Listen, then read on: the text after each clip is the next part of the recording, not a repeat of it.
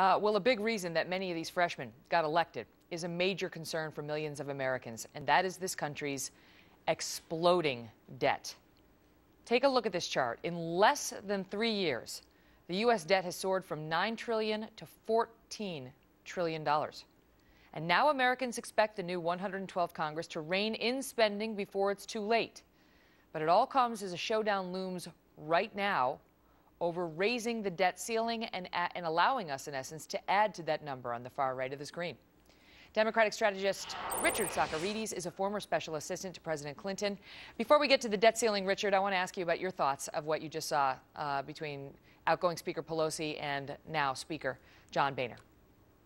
Well, an amazing historic moment. I think John Boehner, very classy speech.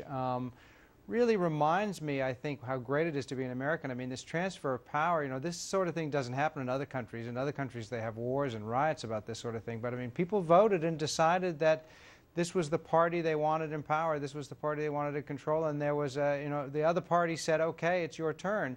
And I thought Nancy Pelosi did a really good job. I mean, I did think she went on just a little bit too long, and when she started talking about the Lilly Ledbetter Pay Act, maybe that was a little bit more than she needed to, a little more detail that she needed to include.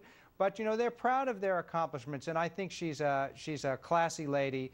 John Boehner, a very classy guy, and the two of them up there, I think, really had to make you feel good as an American. I did think it was interesting, though, that here is a woman Democrat who's leaving, as a historic first. I mean, she is tough as nails, right? You would never see Nancy Pelosi cry, but you've got a Republican coming in as Speaker, and he's like dabbing his eyes. It's an interesting juxtaposition, right? Yeah, it is. He managed to hold it together when speaking, behind the podium, but on the way up there. I think it's great that he shows a little emotion. You know what? Listen, as I've said many times, especially being pregnant as I am, I'm crying every day now, Richard. I'm not passing judgment on anybody.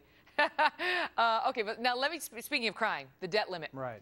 This, when you first hear the debt limit, they're arguing about it, I got to be honest, your eyes glaze over. It's like, really? Okay. We always argue about it. They always vote to increase it, and that's how business is done in this country. That's why we got to $14 trillion in debt.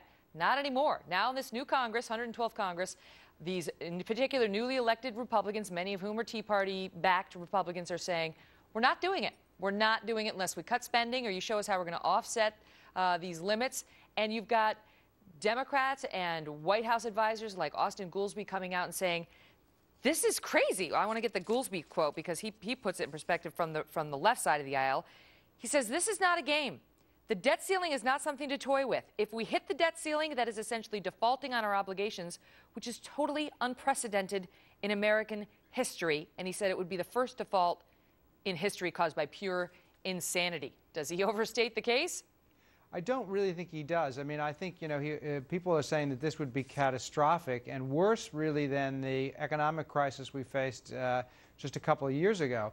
I mean, once again, this is a classic case. This is going to prove how governing is going to be a lot more challenging than campaigning. And, right before you saw this transfer of power, I saw that you were talking about what new Speaker Boehner said this morning and how this is going to be a real educational process for some of these new members, because these new members are going to be faced with this very difficult choice. I mean, I think that they would like to say no to the extension, to the raising of the debt ceiling. And the debt ceiling is such an emotional issue for many of these people that elected the new Congress. Well, right, because if you say, do you want more debt? People say no. Like, but who if you wants say, more debt, especially right, but if you say, do you want the United States of America to start defaulting on its loans, they say no to that too, and that's the choice we're faced with right now. That would be the first time in our history that anything like that would happen, and it's like not paying your credit card bills. I mean, what happens when you don't pay? You eventually go bankrupt. Bad things happen, Richard. And bad things happen. And things. But wait, let me ask you this. It would be like you're shopping at Prada too much. Yeah. Well, I remember coming home in 1995, and I first started practicing law and saying, have you ever heard of Prada? My boyfriend at the time said, yes. Why? It was a very limited, a big problem, right? It was a very limited relationship between me and Prada. But let me ask you about this, because the Democrats are now already objecting to this Republican plan or discussion about not voting to raise the debt limit. Right. And Barack Obama, when he was a senator in 2006, voted not to raise the debt limit. It was only $9 trillion back then, Richard. And what he Right. said was, increasing Americans' debt weakens us domestically and internationally. Leadership means the buck stops here. Instead, Washington is shifting the burden of bad choices today onto the backs of our children and our grandchildren. America has a debt problem and a failure of leadership, and Americans deserve better. We are already at 60% higher debt now than we were when he voted against raising the debt limit. So just how critical can the president and the Democrats who are with him be? Yeah, well, I think that probably looked like a pretty smart thing to say back then, but I'm not so sure right now that he would echo that same thing. I mean, you know, now the shoe is on the other foot.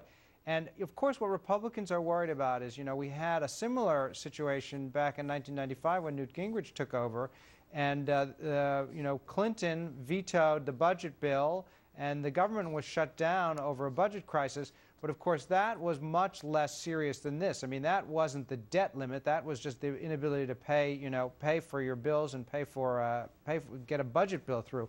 This is the debt ceiling, and if we can't raise the debt ceiling, we won't be able to pay our bills. But Republicans, Clinton was able to maneuver the situation in such a way so that the Republicans in that instance looked like the unreasonable ones, and that was the beginning of the big Clinton comeback. And that's what we're already seeing, that jockeying on both sides, each side trying to take the moral high ground. Richard, thank you so much for being here with your perspective, friend. Always good to see you. Great to see you. Richard Socarides, everybody.